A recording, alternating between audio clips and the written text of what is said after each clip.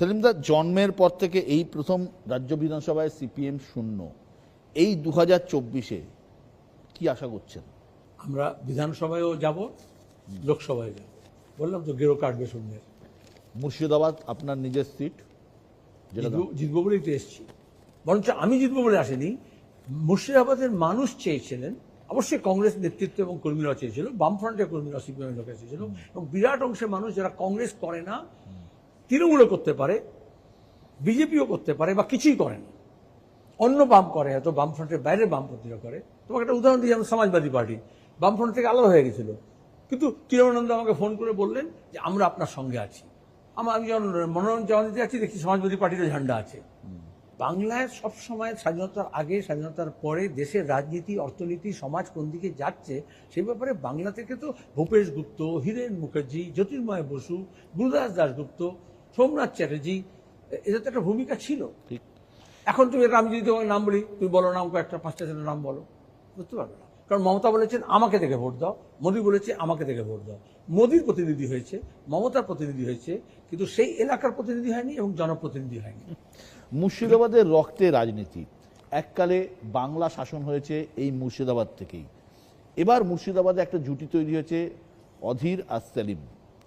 মুর্শিদাবাদ কেন্দ্রে মোহাম্মদ সেলিম আর বহরমপুরে অধীর চৌধুরী, কে জিতবেন? তো মনে আছে নবীন চন্দ্র সেনের পলাশী প্রান্ত, পলাশী কবিতা, পলাশীর প্রান্ত, ক্লাইভের খুনে লাল হলো যেটা, ক্লাইভের বাঙালির খুনে লাল হলো যেটা, ক্লাইভের খঞ্জর।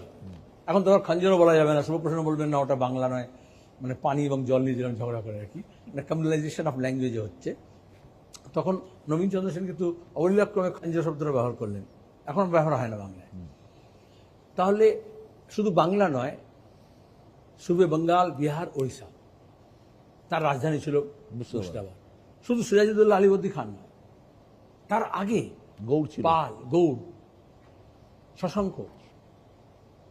তাহলে এখানে দাঁড়িয়ে, এবং এটা ছিল কেন্দ্র। তাহলে কেন আসতে হলো ক্লাইভকে, আর কেন বিশ্বাসঘাতকদের জোগাড় করতে হলো? কারণ যে কোনো পশ্চিমী ইউরোপের কোনো গ্রাম থেকে মুর্শিদাবাদের গ্রাম, বাংলার তৎকালীন গ্রাম অনেক বেশি উন্নত ছিল। দরকার হলে আচার্য প্রফুল্লচন্দ্র রায়ের তুমি লেখা পড়ে নিতে পারো। মুর্শিদাবাদের যে ইতিহাস, ঐতিহ্য, সংস্কৃতি, সেটা সম্প্রীতির। কিন্তু মুর্শিদাবাদের ইতিহাস তো অনেক ইতিহাস আছে, অনেক নবাব আমলের ইতিহাস আছে, অনেক কিছু আছে। আপনি জগৎ শেঠ, উমিচাঁদ বা মির্জাফরের কথা বললেন। আপনার এবং অধীর চৌধুরীর জেতাহারা কিন্তু নির্ভর করছে এই ধরনের অনেকের ওপরে, যারা কি ভূমিকা নেন তার।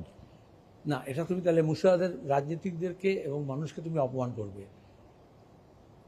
জগৎ শেঠ, উমিচাঁদরা মুর্শিদাবাদে থাকেনি, তাদের হেস্টেন্স যেখানে আছে না, আলিপুর, যেটা দেখো তুমি, আজকের দিনে সব শেঠরা ওইখানেই সব বাংলা ইংরেজ যে তার মেন শাসনের জায়গা, তারপরে আদিগঙ্গার পাড়ে তাদেরকে জায়গা দিয়েছিল। আমি এখনকার আদিগঙ্গার পাড়ে বলছি না, কিন্তু ইতিহাস এটাই বলে কলকাতার, যে মূল কলকাতায় ইংরেজদের শাসন ছিল, আর তারা একটা রাখার জন্য, ওটাকে কি বলে, বাফার জোন রাখার জন্য এই ধরনের যারা মানি ট্রেজারি অপারেট করতো, ব্যাংক ছিল, ব্যাংক মানে প্রাইভেট ব্যাংক ছিল, মানি লেন্ডার্স ছিল, তাদেরকে কিন্তু ওইসব জায়গাগুলো দিয়েছিল। এখনো সেই সেটরা আছে ওখানে, যেটা আলিপুর বলি আর কি। তো এখানে দাঁড়িয়ে এখন বিড়ি শ্রমিক আছে, নির্মাণ শ্রমিক আছে, পরিযায়ী শ্রমিক আছে, চাষি আছে, যাদের সেচের ব্যবস্থা নেই, যেখানে দাঁড়িয়ে বিদ্যুতের মাসুল বেড়ে যাচ্ছে, যেখানে সারের দাম বেড়ে যাচ্ছে, যেখানে ফসলের দাম পাচ্ছে না, বর্ডার এলাকায় যারা চাষবাস করে তাদের উপর বিএসএফ এর জুলুম আছে, ভুট্টা লাগাতে পারবে না, পাট লাগাতে পারবে না, অথচ সবচেয়ে বেশি স্মাগলিং হচ্ছে এই থেকে। অনেকগুলো নাম দেখেছো তুমি, অনুব্রত, সব খাস লোকেরা কিন্তু সব এখান থেকে অপারেট করতে, এখানে নামে হতো মুর্শিদাবাদে সীমানা লোকেদেরকে উপরে বিএসএফ নজরদারি করছে, রাজ্য পুলিশ করছে, আর উনি দিব্যি বোলপুর থেকে এই চেইনটাকে চালিয়ে গেছেন, গাজিয়াবাদ থেকে চালিয়ে গেছে, গাজিয়াবাদ থেকে আমি বলছি, আহমেদাবাদ থেকে চালিয়ে গেছে, দুবাই থেকে চালিয়ে গেছে, দিল্লি থেকে চালিয়ে গেছে, কালীঘাট থেকে চালিয়ে গেছে, কিন্তু এখানকার লোকজনকে বদনাম করা হয়েছে।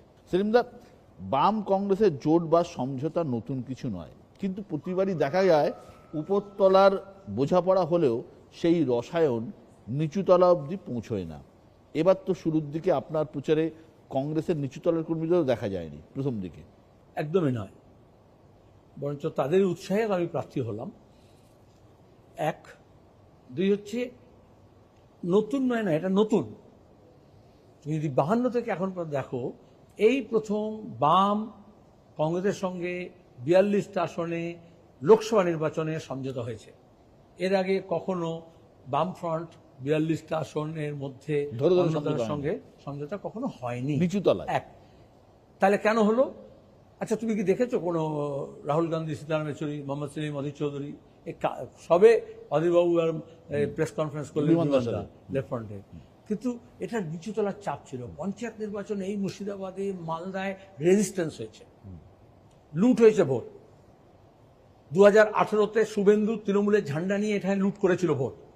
শুভেন্দু প্রকাশ্যে বলেছিল 5 কোটি টাকা দেব যেখানে বিরোধী শূন্য পঞ্চায়েত হবে, এবং পঞ্চায়েত প্রধান থেকে জেলা পরিষদ পর্যন্ত সব পদ বিক্রি হয়েছিল, যেমন চাকরি যেমন নিলাম হয়েছে।